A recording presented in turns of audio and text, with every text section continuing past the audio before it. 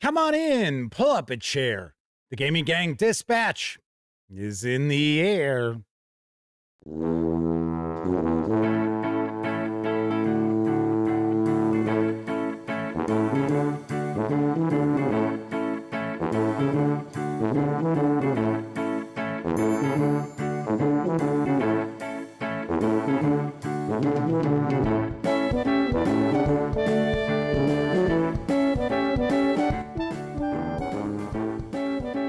Howdy, gang, and welcome once again to the Duct Tape Studios.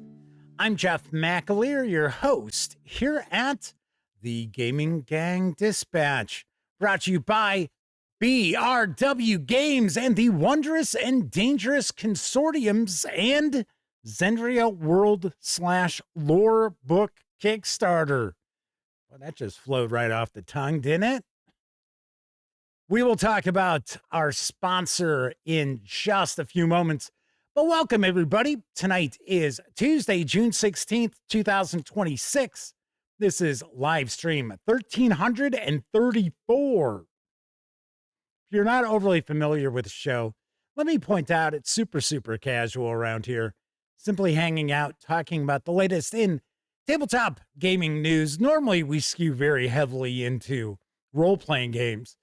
And then I'll usually have some sort of a topic that we'll get into, which is what we'll be doing tonight. But before we get down into the brass tacks, should mention, when you're not watching videos on the Gaming Gang channel, be sure to visit thegaminggang.com for all latest in tabletop gaming news, reviews, and a whole lot more you are never going to find here on YouTube. You know the drill. Get your geek on at thegaminggang.com. And then, of course, because this is a live stream, there is chat available. Now, you must be a subscriber to the channel for at least an hour before you can take part in chat. But if you check off that box and you want to say howdy, maybe get a question, a comment, by all means, chime in. I will do my absolute best to respond. First out the gate tonight is Keith Ulu. Valimir Cleaver's with us, as is Danny Gable, Michael Berry, Shozama85, Klontos, and I see that Spryle is with us once again, as is J-Man. And we might have the lovely and talented Miss Sarah D lurking in the shadows as our chat moderator. I don't recall if our good friend of the show, the Madman, is going to be back this week or not. For some reason, can't remember if he said he was going to be missing last week or if he was going to be missing last week and this week. Well, we'll find out. I know Miss Sarah D is well prepared to handle the chat moderating duties alone, flying solo. And yes, Sarah D is with us tonight. So, as I had mentioned, we are sponsored by BRW Games and the Wondrous and Dangerous Consortiums and Zendria World Lore Book Kickstarter. What is Wondrous and Dangerous Consortiums? Approximately 200 pages of carefully curated content to provide depth of study and novelty for use in your world building. An in-depth system and tool set for creating your own consortiums. In the realm of tabletop role-playing games, the ultimate objective is to immerse players in a vibrant and engaging narrative. As a game master, your task extends beyond crafting intricate plots and settings. It encompasses creating a world that players can interact with meaningfully. This involves recognizing the profound impact that well-developed consortiums can have on the overall gaming experience and how closely tied they ought to be to player engagement. Wondrous and Dangerous Consortiums will give you 4 pillars to help you shape the foundations of your organizations, 7 articulately defined types of consortiums to help categorize the powers that be, and over 30 dimensions to help cement the boundaries and elements, 19 highly detailed tables providing clear ways to differentiate your institutes, as well as 14 example consortiums fleshed out and ready to use in your world or help you create your own ideas. Well, what is Zendria? Zendria is a living world where old and new fantasy collide, highlighting the organic interactions of the various consortiums and their power structures. Zendria is a place where you can tell your stories from many perspectives and support many ideologies, as they are all alive and driving this vast and diverse setting. It's a place for your player-driven adventures to come alive. Now, this Kickstarter has got little less than 2 weeks to go. If I remember correctly, I think it's got 9 days left. It is currently right about 97% funded. It is so close. So close to funding. So you may recall, this is Agile Monk Presents. So our good friend of the show, Agile Monk, is heavily involved in the production of this. Now, this Kickstarter does run through June 25th, so you've got time to jump aboard. Like I said, 97% funded. Well. Peaceful Porcupine's popping on in to say hello. I guess they can't really hang with the gang tonight. Mark Foxwell's with us, as is Harvey Chuckles. Valimir Cleaver said they backed this Kickstarter the first day it went live. Very nice. Very nice. Sweet. So yes, they will be our sponsor this week. And if you are curious, I shared as close to a review as I can get. There is I think it's about 13 minutes in length. Shared a video. I had not seen the world guide as well as the various different adventures that are also included in the Kickstarter. But I did have an opportunity to read the consortium book. Mighty impressive. I didn't give it a review score because it was a PDF. It's not the finished product.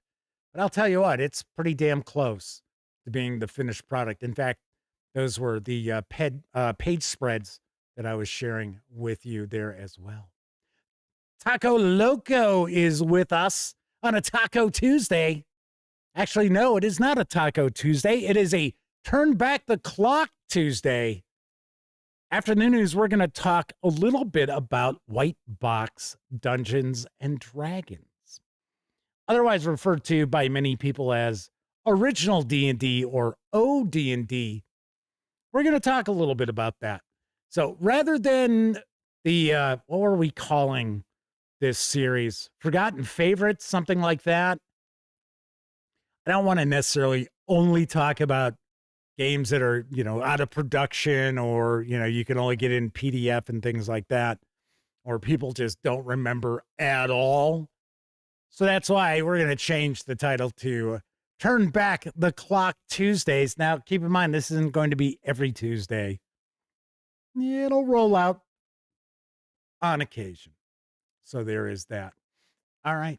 So let's jump on into the news, because the Oathmark Mass Battles Miniatures Rules System is getting a second edition this summer. I've got the lowdown from Osprey Games. Empires have fallen and the land is broken.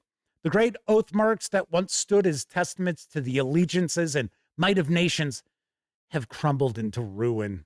In this lost age, fealty and loyalty are as valuable as gold and as deadly as cold iron, and war is ever present.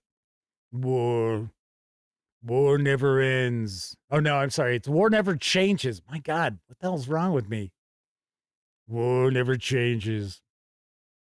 Oathmark 2nd Edition is a revised and expanded version of the popular mass battle fantasy wargame Oathmark, featuring new and expanded rules, unit types, and a whole host of other revisions from years of player feedback. Command the fantasy army you've always wanted in Oathmark 2nd Edition, whether a company of stalwart dwarves or a mixed force with proud elves, noblemen, and wild goblins standing shoulder to shoulder in the battle line. Fight through the integrated Campaign system, develop your realms from battle to battle, adding new territories, recruiting new troop types, and growing to eclipse your rivals, or lose what you fought so hard to gain and fall as so many other would-be emperors before you. This 224-page hardcover is going to carry an MSRP of $35. It is slated to arrive on August 25th. I would not mind checking this out. Usually from Osprey, we have an opportunity to take a peek at role-playing games and that. Although, funny enough, I haven't really heard from Osprey in a while. I wonder if they changed their marketing person. How much you want to bet they did? That's usually what happens when I suddenly just get radio silence from a company. Such as Mongoose Publishing. We talked about that last week, where somebody reached out and they were like, Jeff, is there anything you need? I was like, well, hadn't heard from your marketing person in a while. And they're like, oh, yeah, well, she's gone. I was like, oh, okay. Could be, might be. I'll reach out, see what's happening. Because, you know, we talk about Osprey Games, role-playing games, and I have reviewed a good number of them. And they tend to usually be pretty good. You just never get any support. It's weird. All righty, let's see. 108 Jimbos is with us, all one of them. And Tessie Trekkie has popped on in. God for the God Blood. So Velimir Cleaver started off, Blood for the Blood God. Herbie Chuckles is talking about chili. I actually make a really good chili. And they said it wasn't awful considering they made it. I'm actually a very good cook.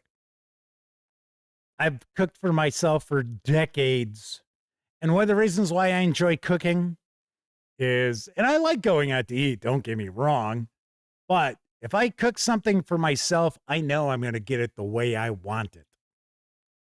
You know, if I want a medium steak, I'm getting a medium steak. I'm not getting a medium well to well done steak after I asked for medium. You know how it goes, but I make a pretty damn good chili. Moving right along, the Star Trek Adventures Species Sourcebook is arriving in stores. I've got the latest from Modiphius Entertainment. For 60 years, Star Trek has presented a diverse array of alien species as allies, adversaries, and everything in between. Including this range of aliens isn't just a creative flourish.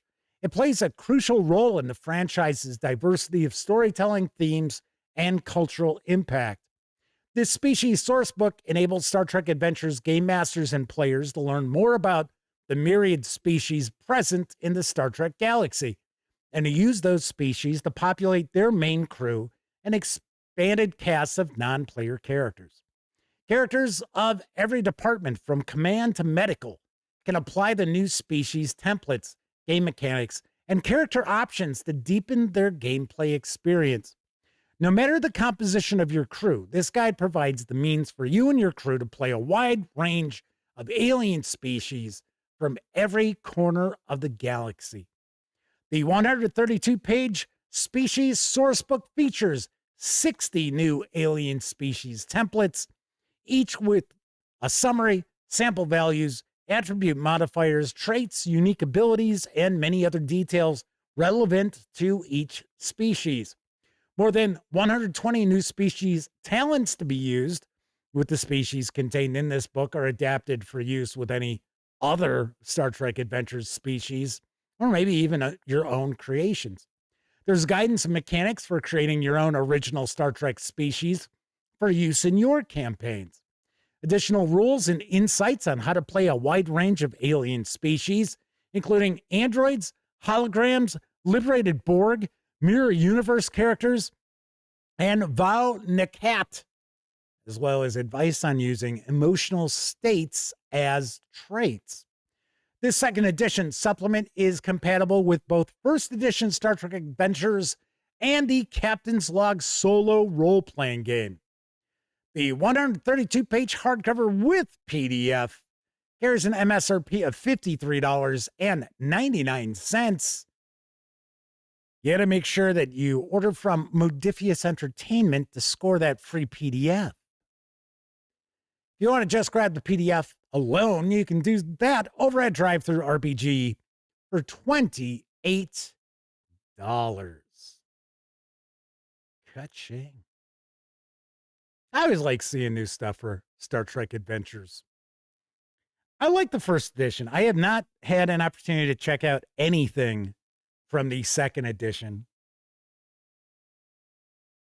Once again, might be another case of the person who was in marketing that I had a relationship with is gone. Don't know. Hey, our good friend Agile Monk has popped on in a few minutes late. Just missed the sponsorship ad for his Kickstarter. So yes, Agile Monk is with us, wishing everyone greetings and hallucinations. 245 Trioxin says, out to eat in this economy? I didn't say I'm going out to eat in this economy. I said I do like going out to eat. Robert Dennis is with us. Might be a first-time visit in chat with us because I don't necessarily recognize the name. So welcome aboard. And I apologize if you've been here before and I just don't recognize that. Let's see. I think I've said hello to everyone. My ear trumpet has popped on in with I think it's an maybe it's not Australian. With a super chat. I'm not sure what currency that is, but a little super chat there. So thank you very much. Robert Dennis says, it's been a while, but they've swung on in before. Tesco Love says, Star Trek Adventures 2nd edition is good. They did away with the need for the D6s with special symbols. I remember those. And the book's pages aren't black with white text. Yes, that was god-awful. All right, moving right along. There are 2 chivalry and sorcery offers from Britannia Game Designs going on over at Bundle of Holding. And I got the deets on the first deal. Adventurer. Bundle of Holding has resurrected the February 2024 Chivalry and Rising Sun bundle, featuring the Chivalry and Sorcery tabletop role-playing game of medieval fantasy adventure from Britannia Game Designs, along with the 2021 version of its Land of the Rising Sun campaign setting. Among the oldest fantasy role-playing games still published, Chivalry and Sorcery depicts an authentic feudal Europe with nobles, knights, Christian priests, and medieval doctrines. The game focuses not on dungeon crawls, but on the feudal system, court intrigue, tournaments and jousts, and a comprehensive catalog of ordinary life. Want to foil an assassination plot at a royal wedding, clear a pack of bandits from Craig Hill in Somerset, or find a missing priest and recover his tithes from a haunted keep? Chivalry and Sorcery helps you tell all these stories with authority and conviction. And Land of the Rising Sun, in its 2021 version by Lee Gold, brings the same historical focus to Japan's feudal period, updated to the Chivalry and Sorcery 5th edition rules. Now, for just $14.95, you'll get all 10 titles in the Chivalry collection, which has a retail value of $78.50 as DRM-free PDFs, including the complete Chivalry and Sorcery 5th edition core book, plus the CNS basic rules and character generator Excel spreadsheet, Goblins, Orcs, and Trolls, the European folklore bestiary, 3 CNS adventures, Curse of the Casket, Facets of Fire, and the Welsh Connection. You'll also get Castles of Britain and the Game Master's screen. And if you pay more than the current threshold price of $24.95, which I think it's stuck to, I don't think that's changed, You'll level up and also get the entire Rising Sun collection with 4 more supplements worth an additional $55, including the main Land of the Rising Sun campaign setting with its map pack, the Rising Sun Folklore Bestiary, and the Adventure Book. These savings will run through July 6th. And if you're curious about the core book for Chivalry and Sorcery, I have reviewed it. It wasn't that long ago. It's been maybe about 2-3 years since I shared that review. Found it pretty interesting. I also found it to be pretty crunchy, so I don't think it would make it to my game table. But I'll tell you what, if you are a fan of games like Harnmaster, to some extent, Pendragon, I think you could utilize a lot of stuff from Chivalry and Sorcery in Pendragon. I think you might want to take a peek. And I got to say, the pricing on this is pretty damn friendly. You get 10 Chivalry and Sorcery releases as well as the 4 Land of the Rising Sun releases for essentially $25. Nicely done. Nicely done. Kevin King is with us tonight, as is Savage Splendor. I also notice Kathy Evans has just joined us tonight. Welcome aboard. Moonrise Long, Vault 5e Victoriana Dreadful Inquiries lands in stores this summer from Cubicle 7 Games. Here's what I know. The fate of London is in your hands. A collection of serialized adventures for Victoriana 5e. Were I to hazard a guess, I would say my first mistake was dragging that puck out of the Thames. Had I just left him there, he'd never have told his mates I'd saved his life. His elderly friend wouldn't have asked me to help her settle a debt, and the tailor she owed £3 to wouldn't have set me looking for his lost sister. Now that's my predicament. Here's yours. Hand over the girl, or I'll show you exactly why the Hermitage's Guild revoked my license. And scene. In the foggy streets of Victoriana London, 5 seemingly unconnected cases confound your irregulars. It'll take cunning. Oh, I've got a cunning investigation, me lord. Skill and more than a bit of brute force to solve these mysteries and discover the common thread before a diabolical conspiracy overtakes the city. Dreadful Inquiries is a series of 5 linked adventures for Victoriana 5e, designed to take the irregulars from 1st to 6th level, with stakes that climb ever higher and a ticking clock that adds urgency and drama. Set over 5 months with the Queen's Golden Jubilee fast approaching, the tension builds with each investigation, leading to a thrilling conclusion that could save or doom the city. Take on these serialized adventures in the world of Victoriana. A furious imposition. A young magister and his staff are found murdered in his home. It appears to be a case of illegal demonic summoning gone wrong. But can there be another explanation? Diabolus ex machina. Sending stones are all the rage amongst the proletariat. But how are a series of confounding murders connected to them? There's a noble's pursuit. A potentially scandalous seance ends with a noble's death. Can the irregulars prove the medium's innocence before she is hanged for using the pallid art? Peril at the Palace of Progress. An inventor is murdered before she can reveal her latest invention. Is there enough time to uncover the killer and retrieve the device before both vanish into the smog? And we'll wrap up with Whispers in the Smoke. The search for a missing engineer takes the irregulars outside of the city to a sleepy seaside village.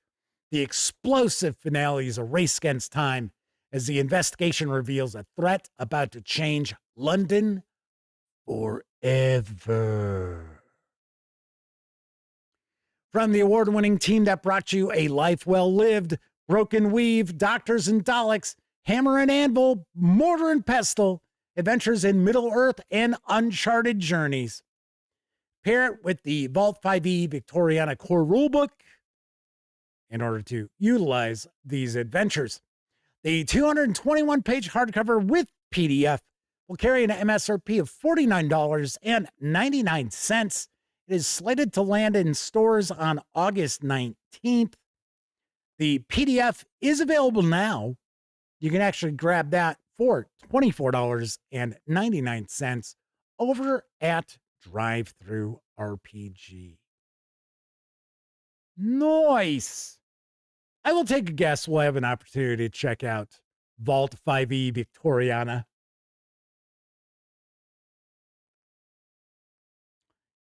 You may notice I don't tend to ask companies for their PDFs. A lot of times I do get them ahead of time, but I don't do reviews of PDFs. I prefer to do reviews of physical items. I just think it looks better on camera. Now, I understand that costs me big time as far as views.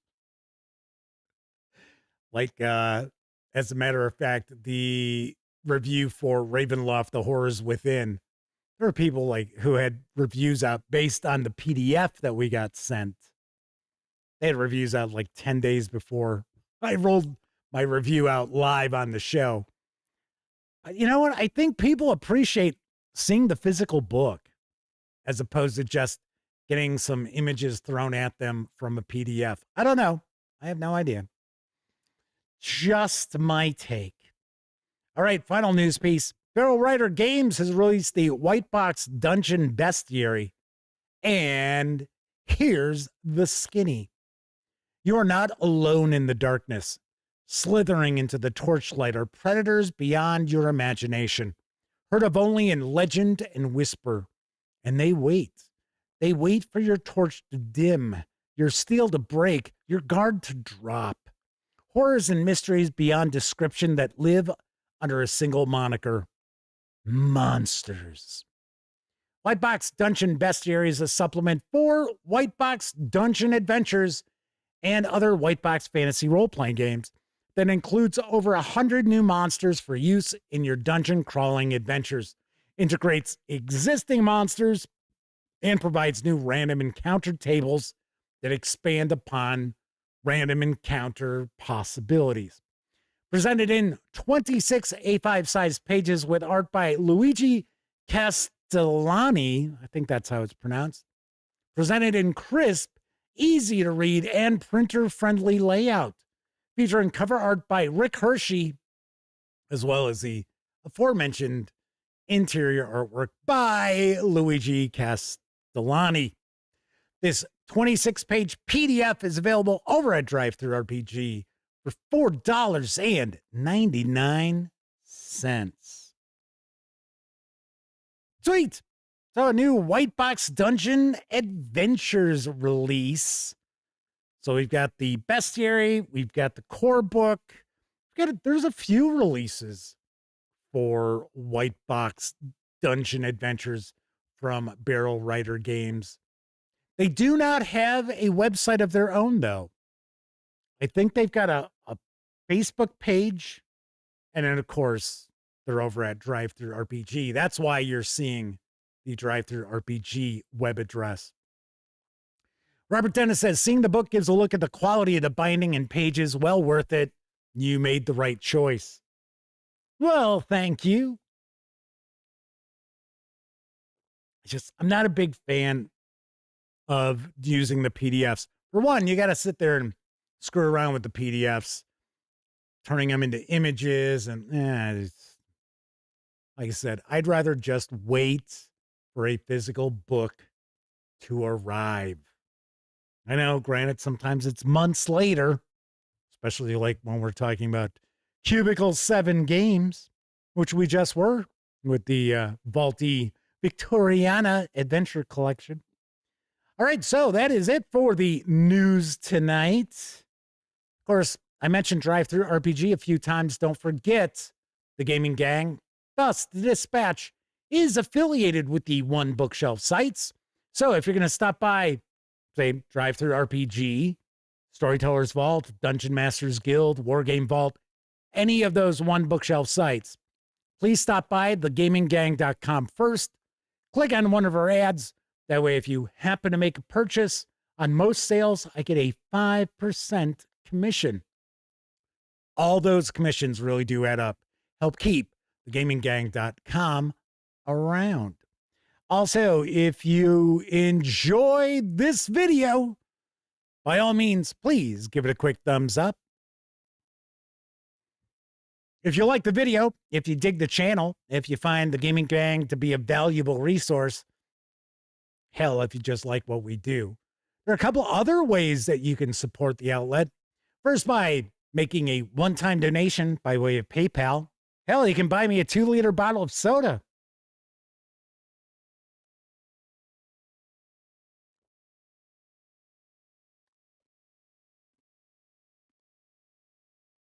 A lovely bouquet.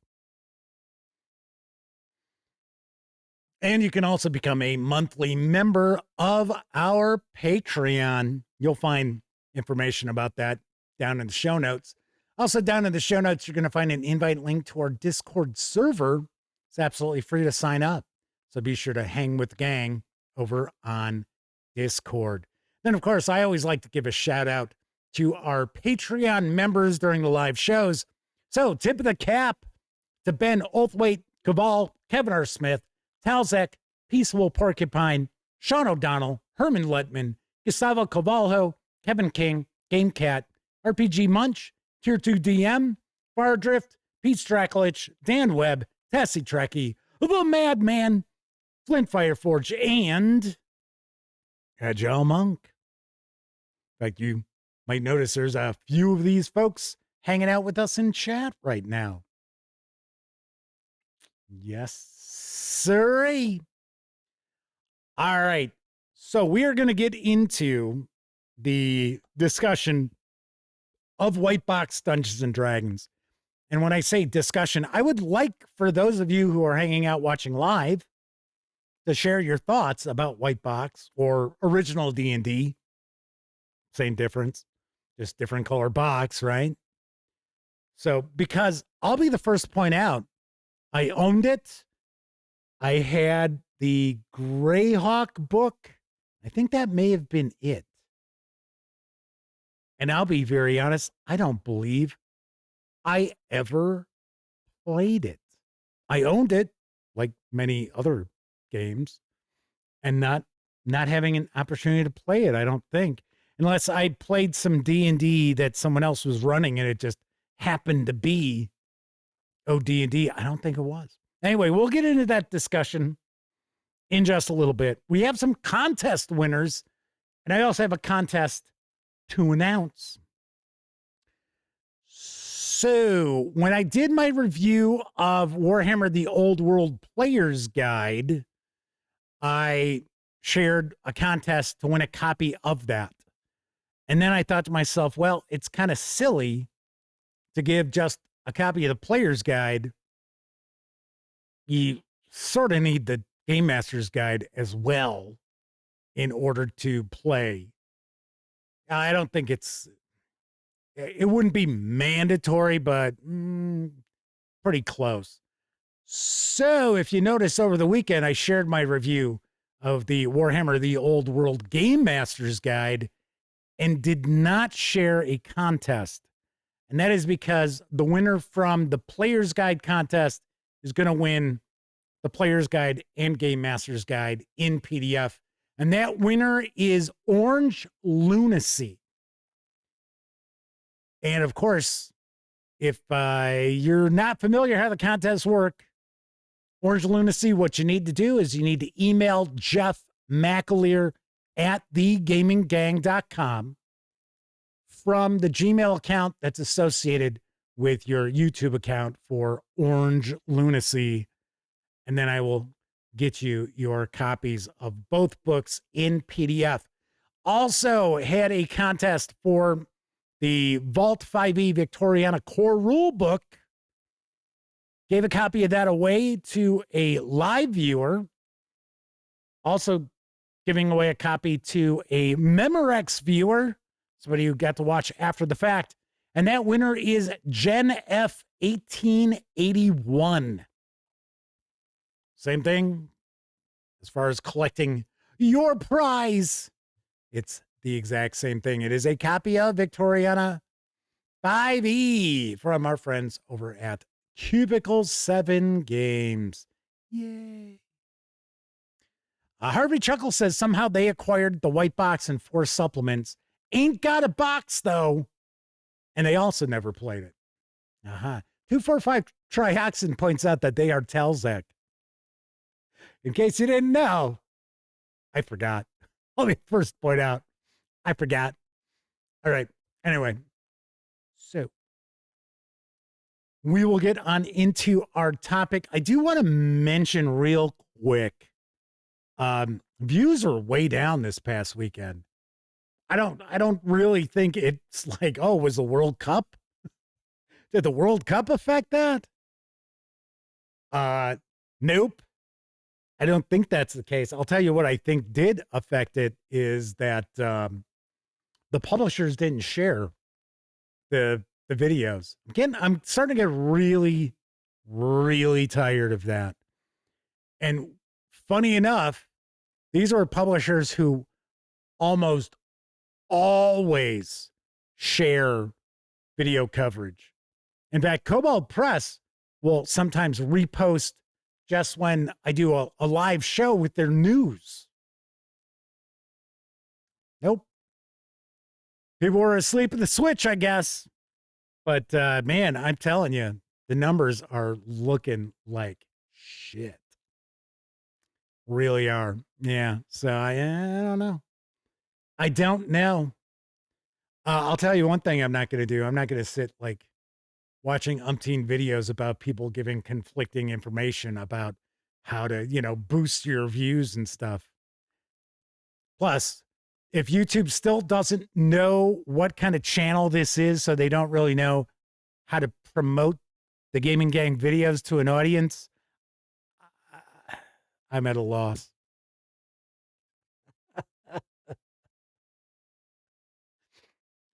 So let's see.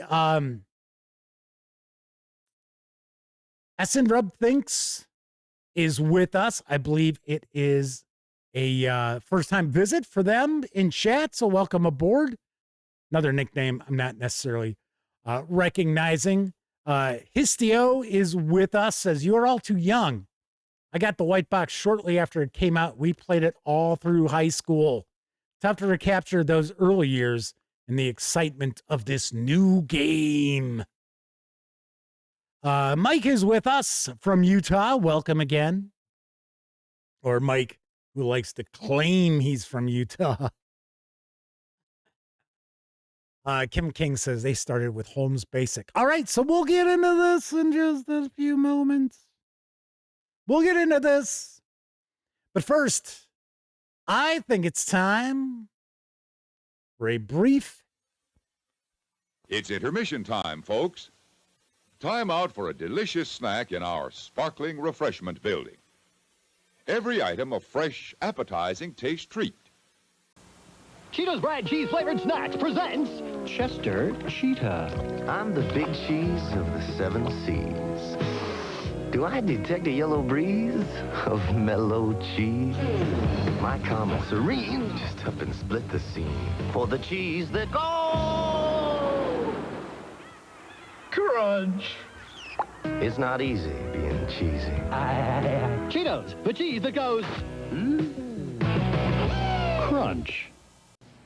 Don't hide it. Flash 'em your copper tone tan. Flash 'em the dark tan. Flash 'em the fast tan. Flash 'em a copper tone tan. Get the tan you've got to flash with Copper Tone. Lotion, oil, light formula oil. Then Flash 'em the dark tan. Flash 'em the fast tan. Flash 'em a copper tone tan. Flash 'em a copper tone tan.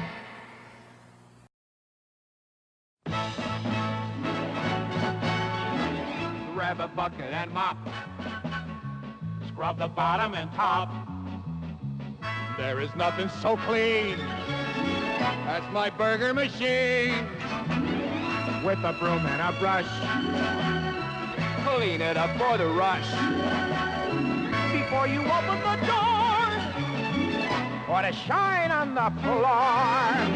When we finish one then. Start all over again. Tell me, what does it mean? At McDonald's it's clean. You deserve a break today. So get up and get away to McDonald's, McDonald's, McDonald's.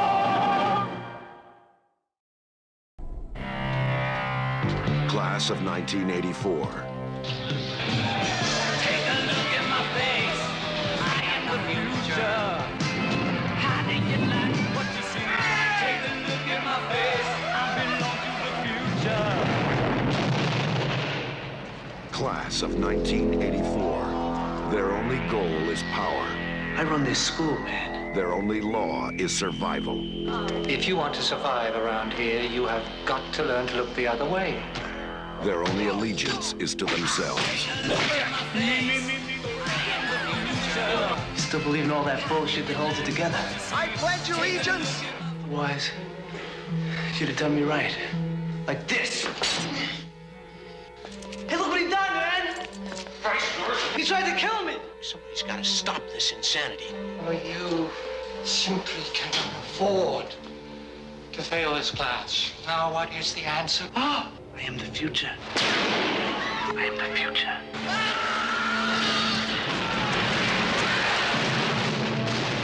I am the future. But you've taught before and nothing like this has ever happened. All right, I got to deal with it. Who's going to protect you? You're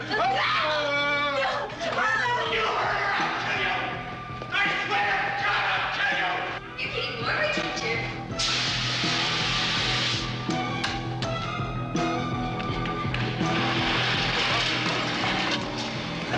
I'm gonna play some more later.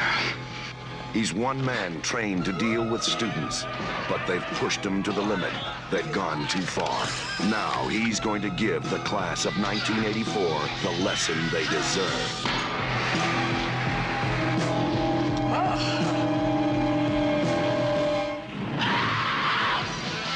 Class of 1984. Is this the future? Take a look at my face. I belong to the future. And the world belongs to me. Take a look at my face.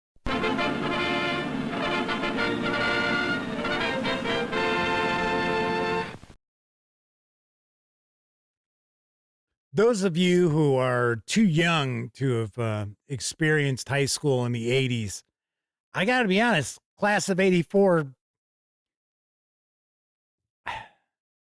I think it toned it down a little bit for what it really was. I mean, you know. I remember seeing that movie when it came out. Yeah. In fact, you know what? I think we went and saw it. I think it might have been Elliot Miller, my best friend, and I think we went and saw it, think it was some sort of like Mad Max kind of thing, not realizing it was just, you know, crazy high school violence. I was like, okay. It's like, all righty then. Okay. Very, very bizarre. All right.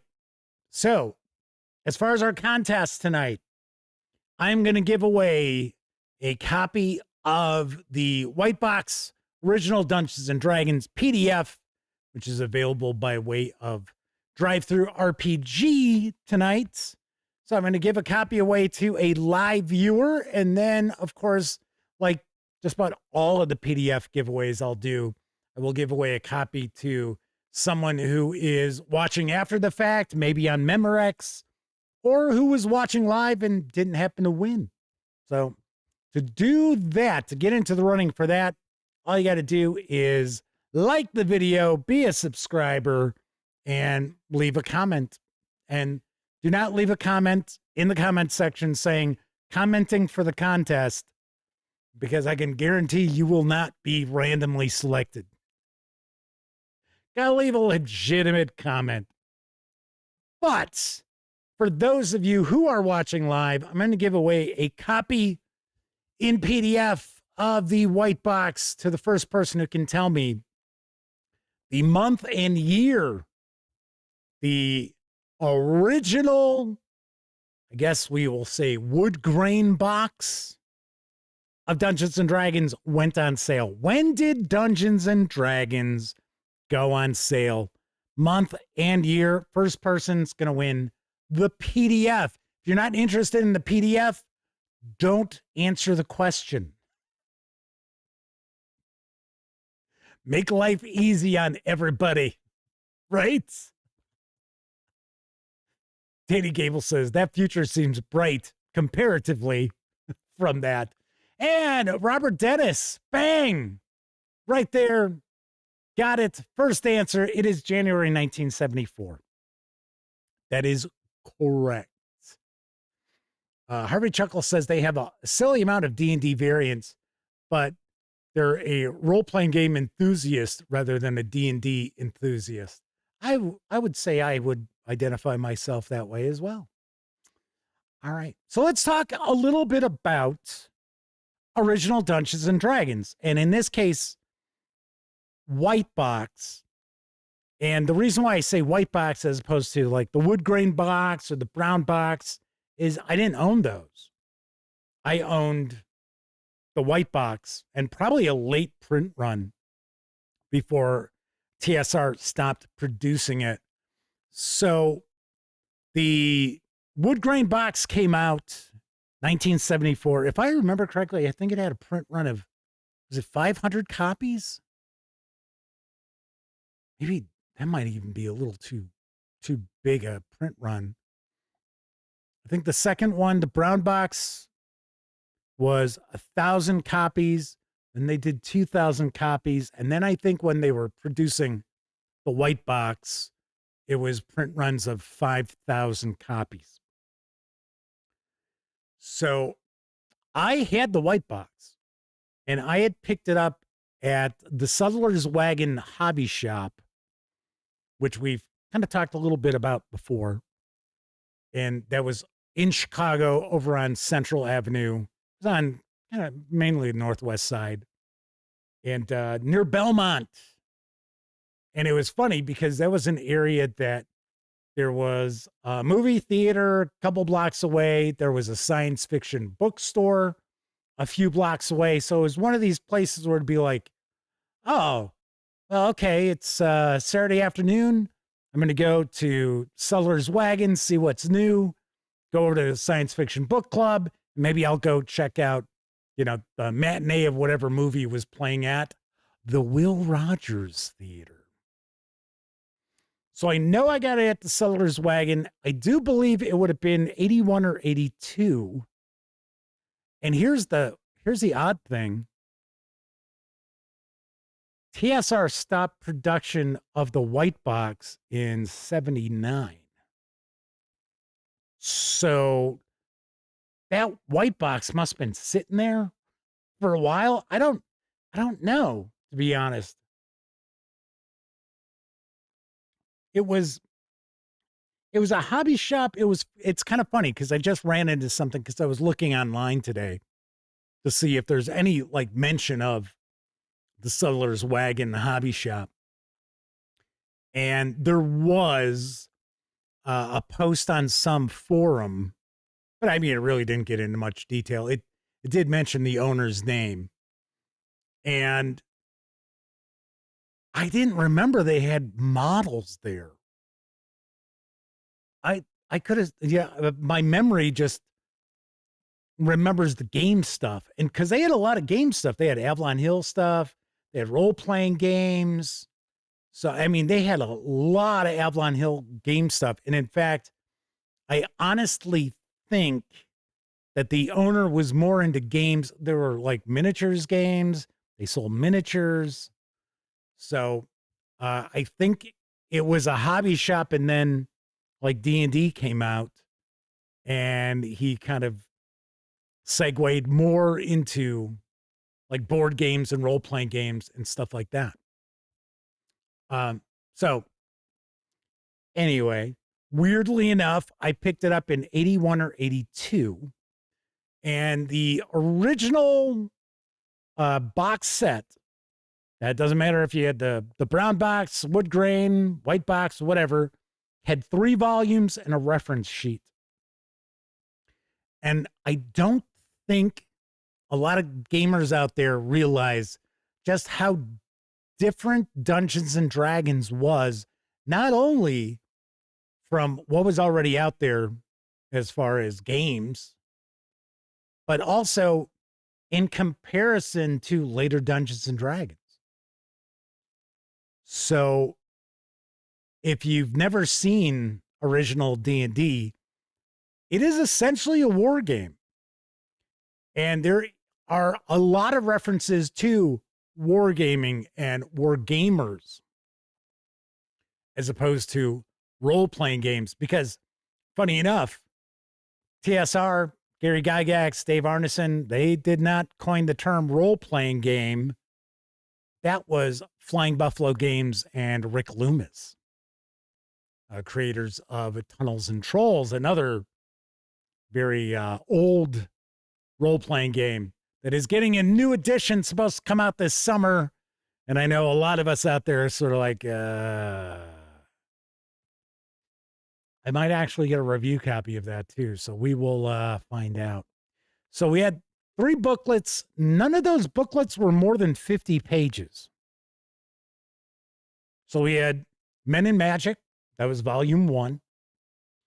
And it included our rules for different characters, combat, magic spells. And as far as the races that were available, the species that were available, we had, well, early editions of Dungeons and Dragons referred to Tolkien quite a bit. Hobbits, treants. So eventually the rights holders for the movie rights for Tolkien reached out to TSR and said, enough is enough. It's like, ooh, okay. Let's see. Kevin R. Smith has popped on in, as has S1C Sense. So welcome. Kevin R. Smith says, I agree that it's hard to grok how different OD&D is from what we know. We read OD&D filling in gaps with later edition rules, not seeing the gaps or the differences. Very true. That is very, very true. Because oddly enough, there are a lot of things missing from original Dungeons and Dragons, even when you fill in all the additional books that came out beyond just the box set. And then weirdly, there are some specifics that you would be like, what? Really? Breaking oars in naval combat? Huh? What? But the thing that I find interesting taking a peek at original Dungeons and Dragons is at how ingrained the wargaming aspect of the like Dave Arneson and Gary Gygax really is.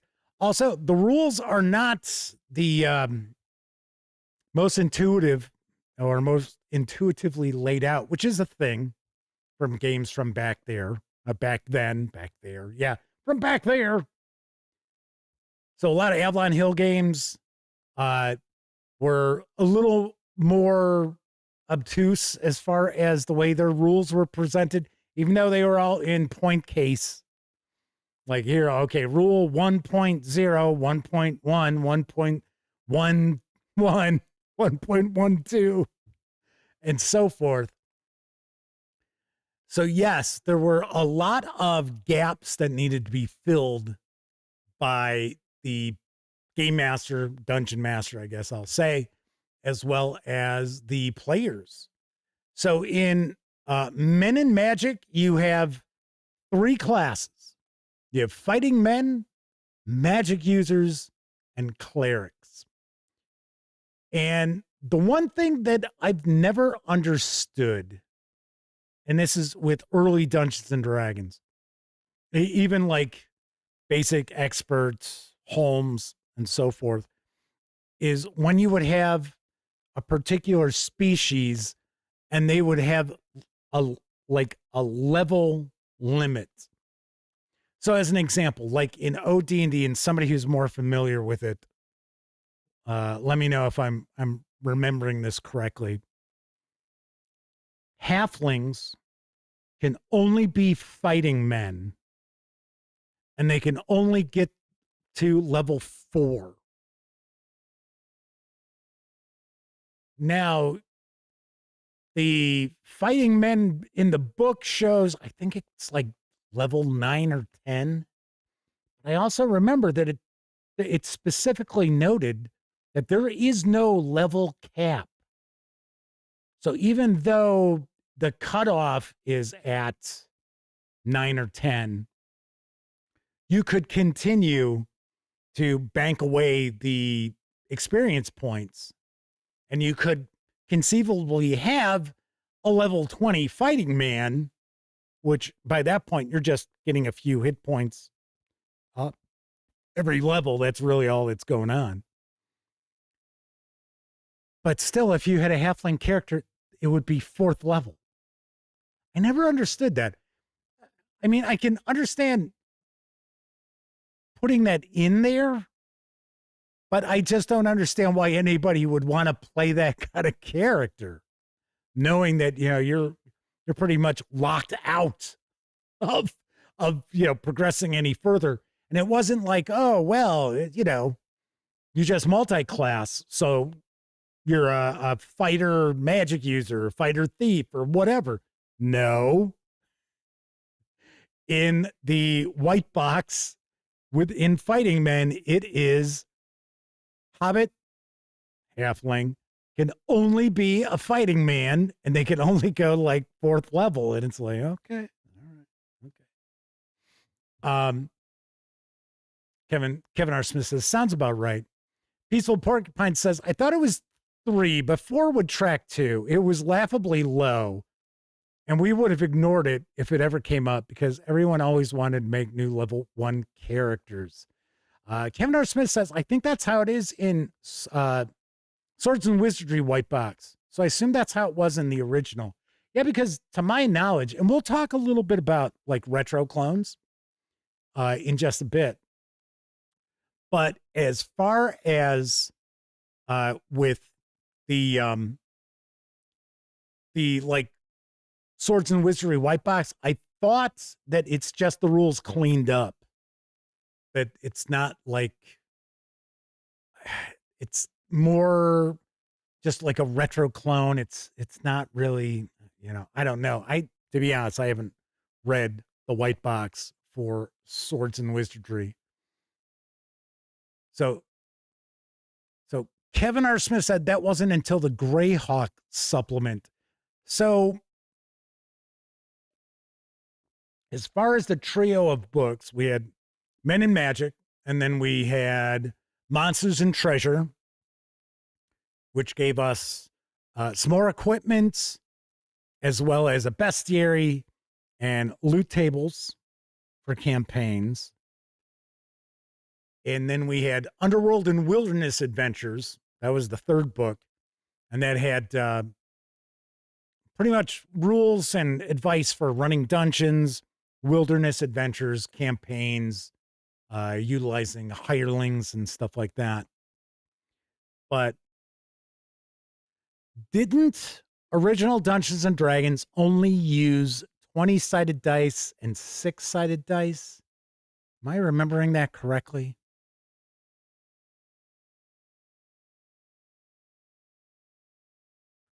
Ravenclaw is with us, says, I guess halflings aren't so tough.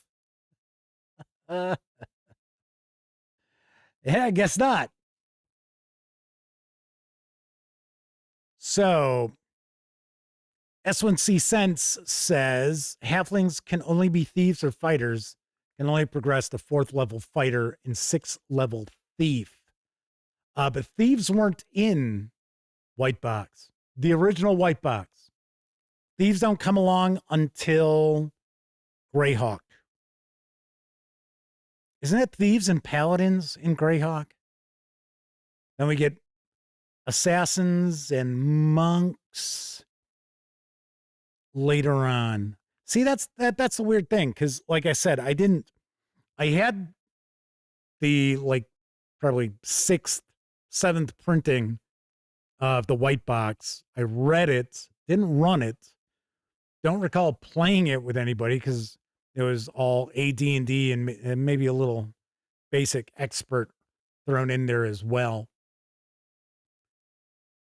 So Agile Monk says they have all the TSR stuff sitting right there on a shelf. They can look things up or call them out for me. Much appreciated. So Agile Monk, Men in Magic, Monsters and Treasure, Monsters and Treasure, I think it is. Underworld and Wilderness Adventures. Then the charts and errata sheets. Right. So we had the reference. We had the reference sheets. Kevin R. Smith says Gary Gygax lost his mind when West Coast players started making super high level characters. So Agile Monk says, yes, the original White Box used 6-sided dice. Oh, so we did have the 4 and the 8 and the 10 and the 12. Yeah, it's weird. Why was I thinking it was only the 6-sided die? Agile Monk says it was most commonly used. Maybe that's why. Maybe that was it. I don't think dice came in the box either, did it? At least early on. Early on, I don't think the dice came with it. So then we got the 4th book was Greyhawk. That was like 75. That's where we get the Paladin and the Thief. Additional spells. Funny enough, if you look at the spells in Men in Magic, they're what we really is kind of associate with the OSR, where we get like 2-3 sentences about a spell, and then that's it. And I mean, we're talking from 1st level through 6th. Yeah, I think it's 6th level as far as spells go for magic users and clerics. And it doesn't matter if it's 1st level spell or a 6th level spell. It doesn't matter if it's like read magic or cloud kill. It's still the same. It's like 2-3 sentences, which is what I love. I like that. And I also like kind of being able to, kind of roll with it, what's going to be most appropriate in that situation, as opposed to, here's the spell, and then you've got this huge stat block. Like you got half a page devoted to the spell, and then you have that for all the spells in a game, and you're like, what? So one of the things I thought was funny about Greyhawk, because remember, I had Greyhawk. It's the other ones I don't recall owning. But with Greyhawk, people thought that it was going to detail Greyhawk Castle, which I think is what they called it at the time, not Castle Greyhawk, but Greyhawk Castle. And if memory serves, I think there's only some references to the castle. It's not like the land of Greyhawk.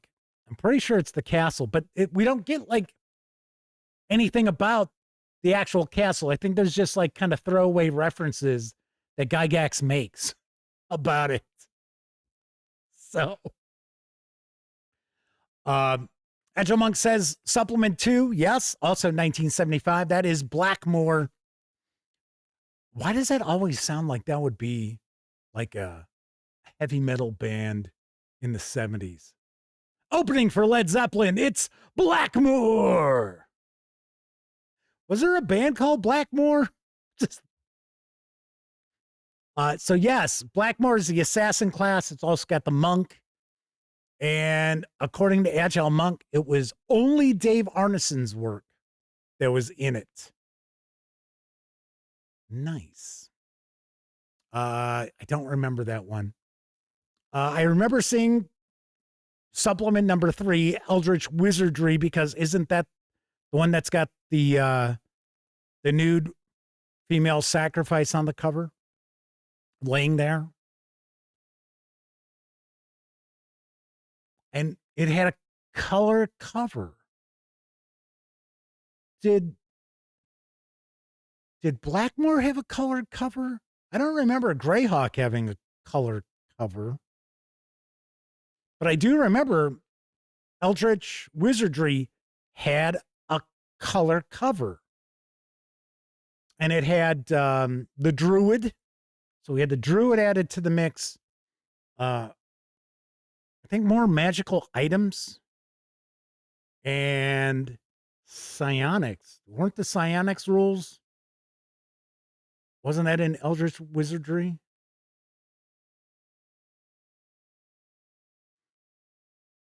Agile Monk says Blackmore and Greyhawk were black and white covers. Keith Lewis says there does not appear to be a band called Blackmore. I think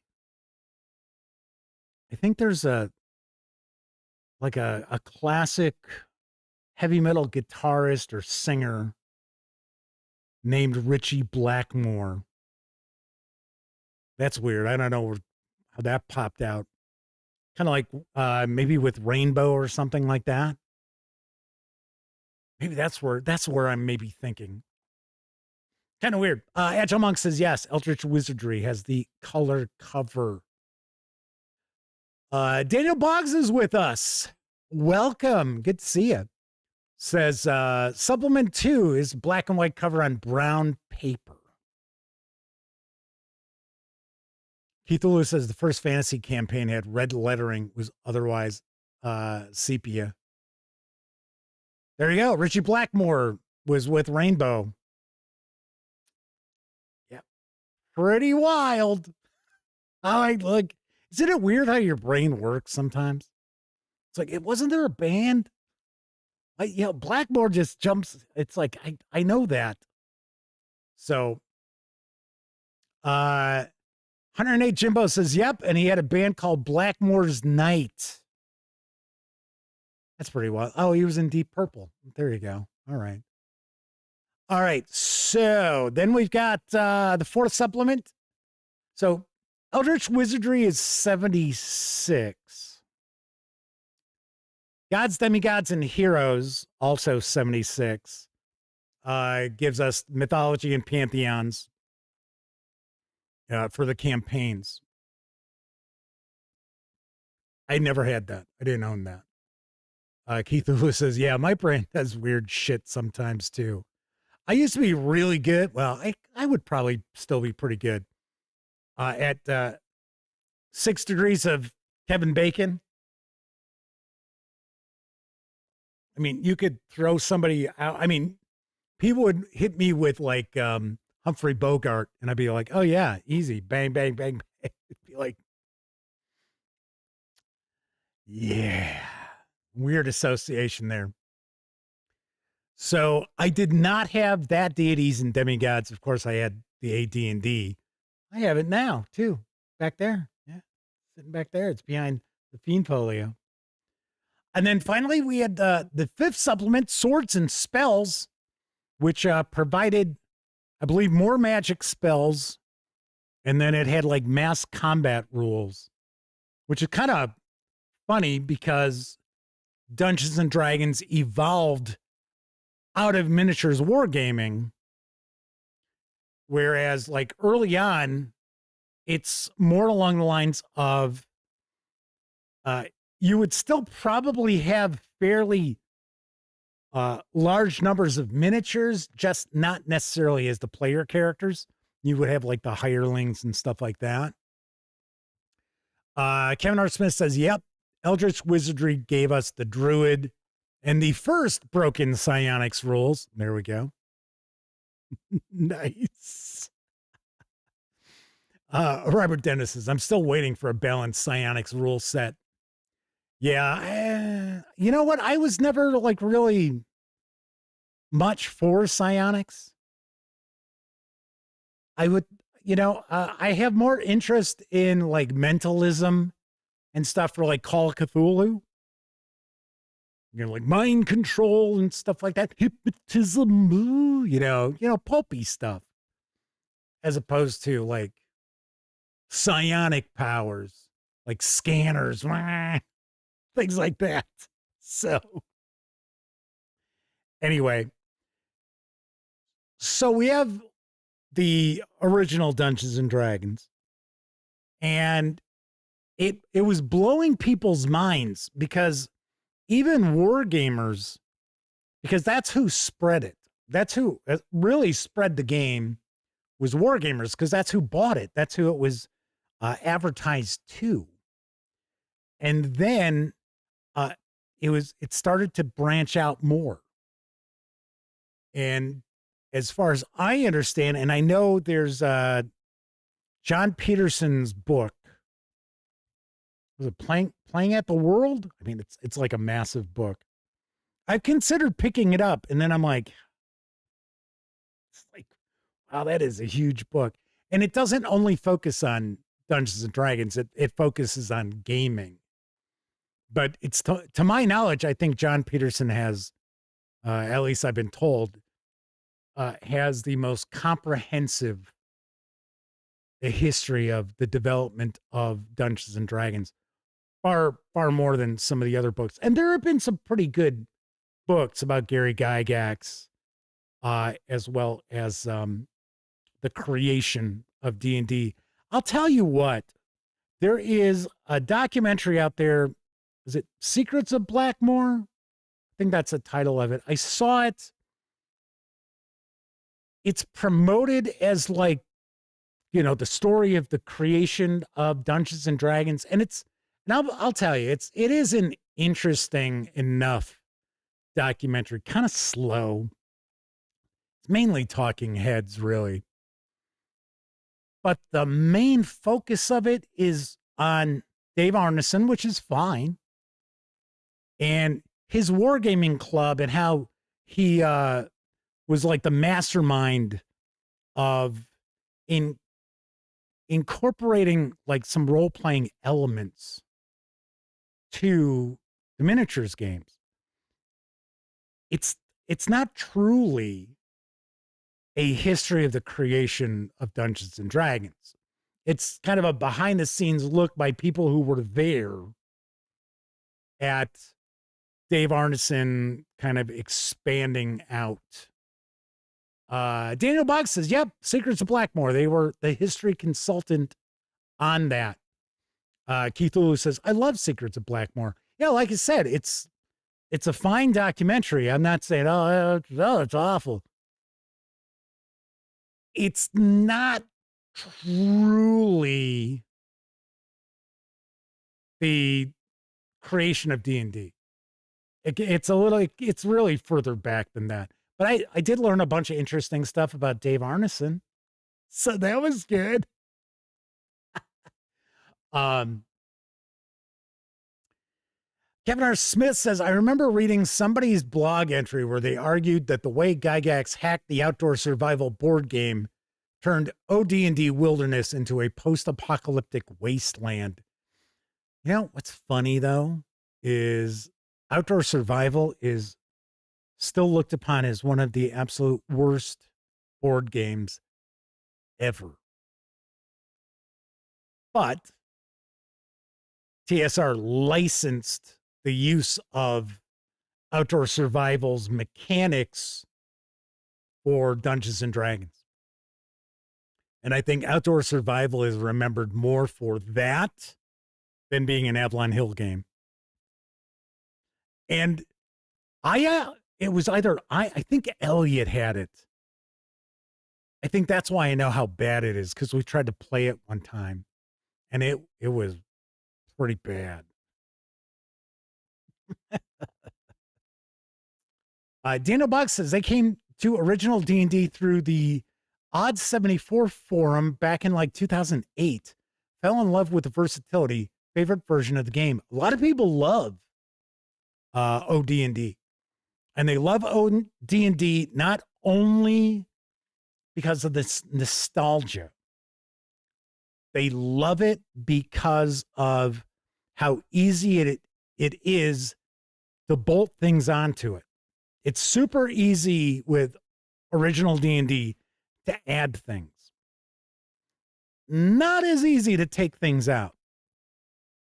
But as far as like retro clones out there, so I am giving away a copy of the PDF to the white box, the original white box. It's got the 3 books to someone who is watching after the fact, or you missed the contest earlier in the show, or you weren't quick enough with the answer to the trivia question.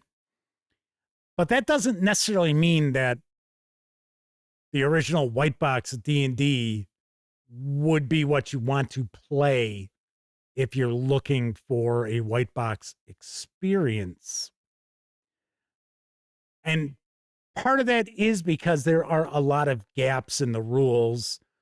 There's weird, like as I had mentioned before, there's rules about breaking oars in naval combat. Like, wow, that's awfully specific. And then there's other stuff where it's, just hand waved or ignored completely that you would no doubt utilize far more often than worrying about naval combat. So let's talk a little bit about the various different retro clones which are out there. I just talked about one and their new release, the White Box Dungeon Adventures from Barrel Rider Games. I've heard good things about the White Box Dungeon Adventures. So I have not taken a peek at it. I have shared news about it from Barrel Rider Games. I've heard that's pretty good. Swords and Wizardry, obviously enough. If you go with the Swords and Wizardry white box, then what that looks to do is it looks to clean up, and clarify the original white box D&D. To my knowledge, because I have not taken a look at white box, I've only seen the Swords and Wizardry complete from back when it was with Frog God Games. So I haven't even seen the latest edition of it. But I have not seen white box from them. But what I've been told is it is simply what was in the box, cleaned up, nothing additional or anything like that, just made so it's easier to understand. Because the reality is, Dave Arneson, from what I hear, was just awful as far as trying to organize his thoughts. So I think, wasn't it Tim Kask? Wasn't it Tim Kask who had to go through all the handwritten notes and stuff like that, try to make sense out of it? I think it was Tim Kask and somebody else. I don't think it was Gary Gygax. I don't think Gygax did it himself. So a lot of great ideas, but they were all scattered all over the place. And sometimes they weren't complete. And then you also had Gary Gygax, who, Gary Gygax was not like the greatest technical writer around. And it's funny because people always talk about, well, you had the high Gygaxian and stuff like that, where he'd go and like bust out the thesaurus, have it like, he must have had it like right next to him as he wrote. But to me, that's not the main critique I have on Gary Gygax. Mine is that, the rules aren't always the clearest as far as the old D&D that he mainly put together. So some discussion on some of the folks who were part of the creation, essentially, of early D&D. Yes, Kevin R. Smith points out that Gary Gygax and Dave Arneson collaborated on a naval combat game. Yes, Don't Give Up the Ship. Isn't that it? And Gygax was going to use that material, I guess.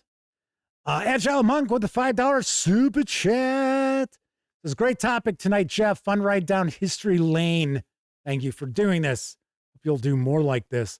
So yeah, instead of having the forgotten favorites, we're just going to do, it's not going to be every Tuesday, but we'll do Turn Back the Clock Tuesdays, which is what we're doing tonight. Because that way we can talk about games that are still available, even if it's just in PDF. Agile Monk says, yeah, Tim Cass made it very clear that editing and cleanup for Arneson was a chore.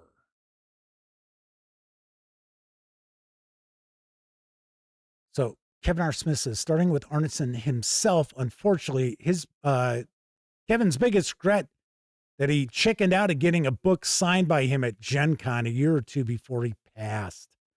Funny enough, I had a couple opportunities to say hello to Gary Gygax.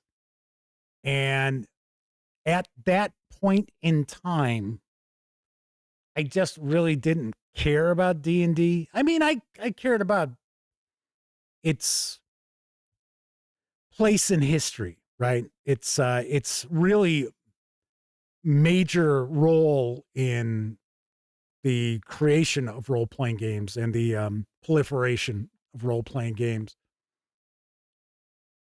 But I was kind of like, I don't want to go bug them. And so, yeah, sadly enough, I probably wouldn't have gotten an autograph or anything like that. I've never done that with, people more famous than Gary Gygax. But, yeah, I kind of regret that I didn't pop on over there and say hello. Because he wasn't like really, he was just chatting with people. I think he had wrapped up running a game or something like that.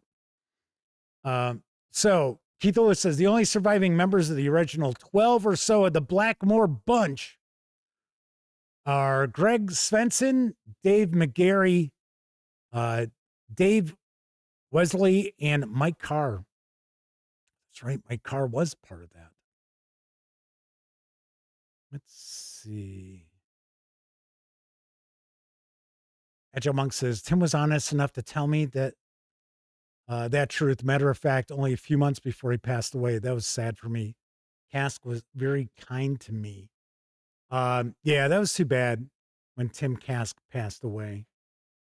I followed him on Facebook and he followed me.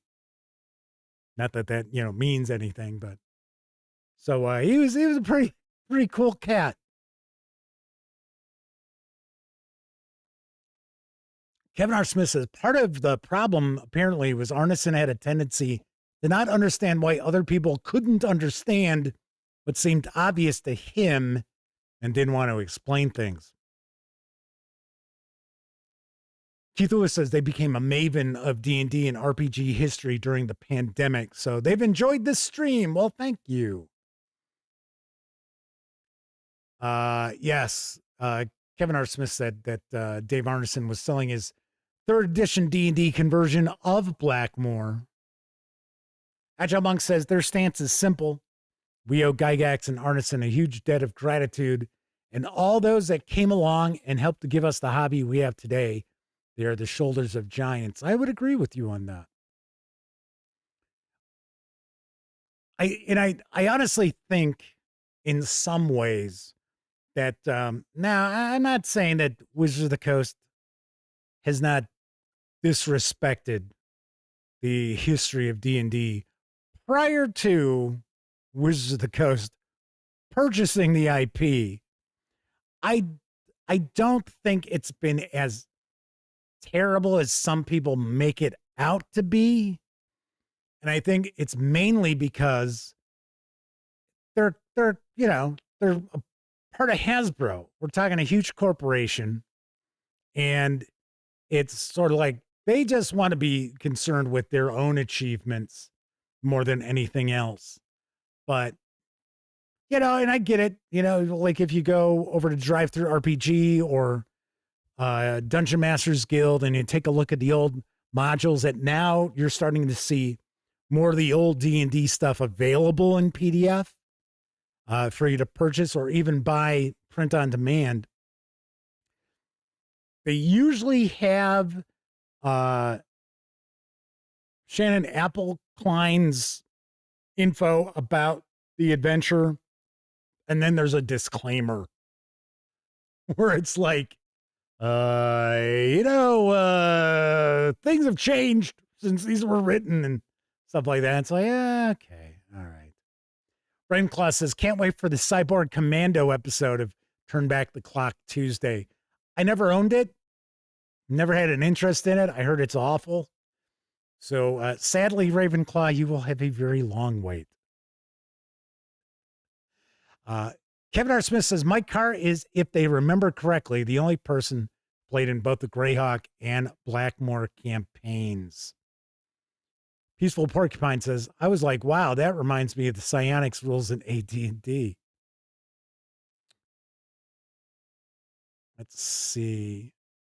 Agile Monk says, for future generations, they in order for them to benefit as we did and have from this hobby, it makes a difference for any that would choose to pick up Gaming Gauntlet.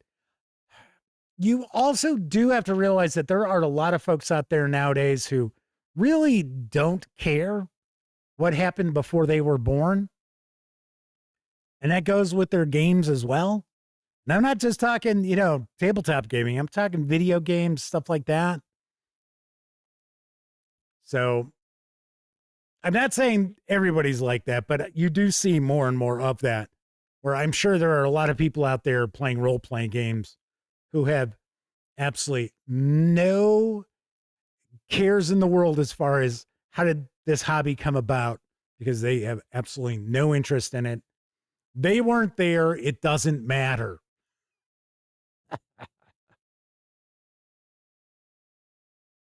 Daniel Boggs says, Arneson's lack of organization has been much exaggerated by detractors.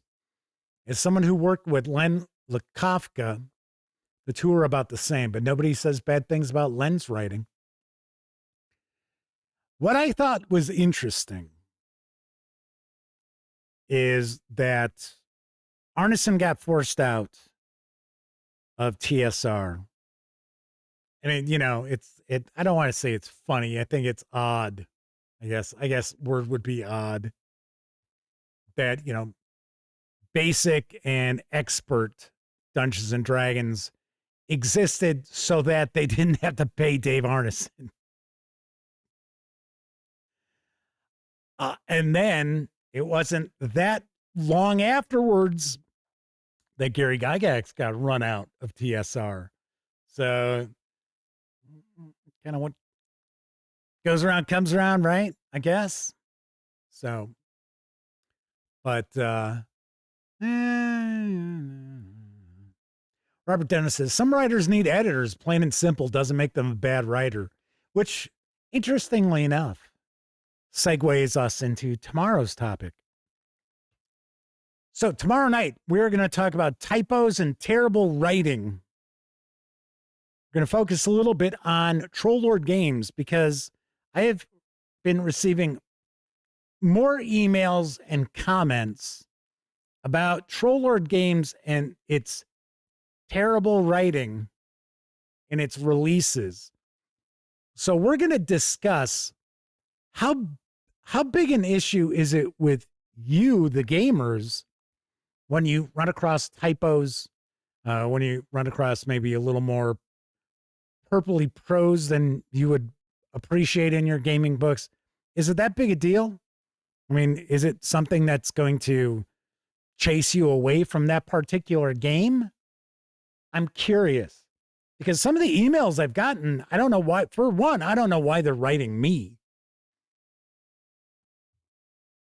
It's like, okay, so I'm pals with the folks over at Troll Lord Games. I promote their stuff. I like Castles and Crusades. Hey, speaking of, talking about Dave Arneson, Wasn't that the name of his gaming group? The Castle and Crusade Society or something like that. I thought that's where the Chenaults got the name for Castles and Crusades. Maybe I'm wrong. Mark Hawkswell, hang on to that answer till tomorrow's show if you're popping on in. But yeah, so Dr. Waits is with us. Welcome aboard. Says it was Gygax's group, right? Oh, there we go. Harvey chuckles with the percentage and layer. You mean percentage liar? What was the game that actually ran with that? That in their monster stat blocks, they put the percentage chance that the monster would be a liar.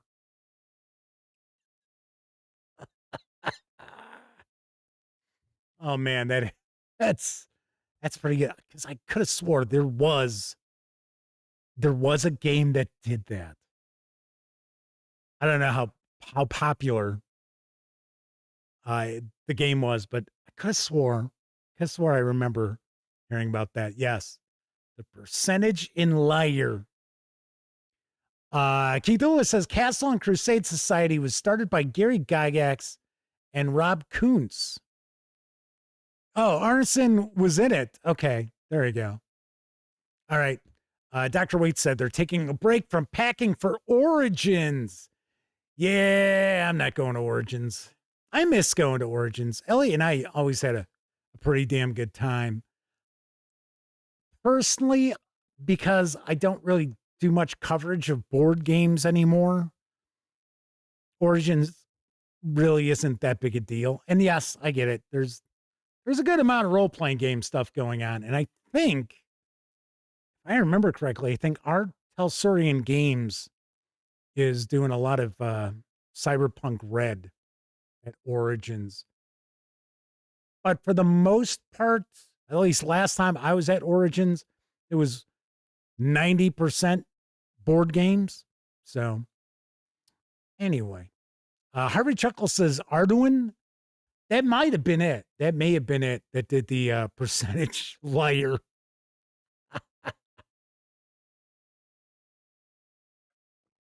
Dr. Waite says it's like the Diet Coke of Gen Con. I have issues with Gamma. I would hope things have changed behind the scenes on how things operate at Origins. I heard some stories from some young ladies who did volunteer work there. Yeah, so I'm not going to get into it, but it was pretty much then and there that I was kind of like, yeah, I'm not going to promote anything from like Gamma and stuff. So anyway, all right. So once again, tomorrow night, we're going to talk about, I might title it the terrible Troll Lord Games writing ? That doesn't seem clickbaity, right? It could have been like, I'm done with Troll Lord Games and their terrible writing. Agile Monk says Gamma and he don't click anymore. They have not for a number of years. Yeah, there's a lot of inside baseball with that, right? Don't necessarily have to air that, but all right. Kevin R. Smith's going to be gaming tomorrow. Nice.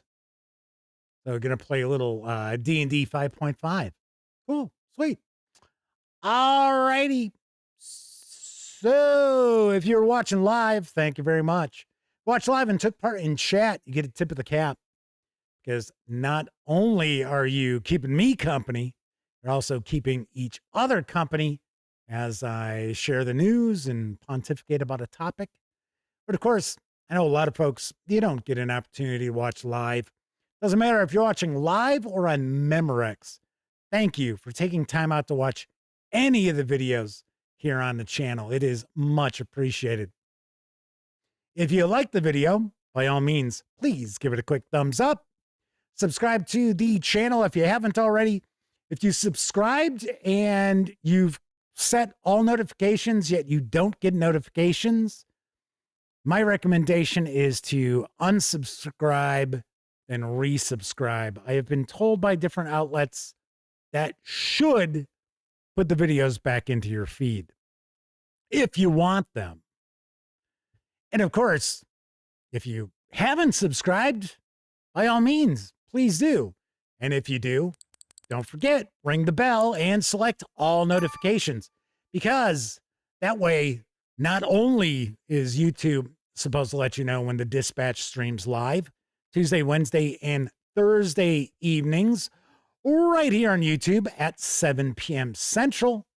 It's also supposed to inform you when I share other videos, such as my recent review of the Creature Codex Revised for D&D 5.5 and the Traveler Deneb Adventure 1, The Lost Duke review.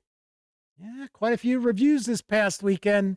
Hope you had an opportunity to take a peek at them. Anywho, so once again, when you're not watching videos on the Gaming Gang channel, be sure to visit thegaminggang.com for all latest in tabletop gaming news, reviews, and a whole lot more you are never going to find here on YouTube. You know the drill. Get your geek on at thegaminggang.com. Big thank you once again for our sponsor, BRW Games, and the Wondrous and Dangerous Consortiums and Zendria World Lore Book Kickstarter. We'll talk about them once again tomorrow.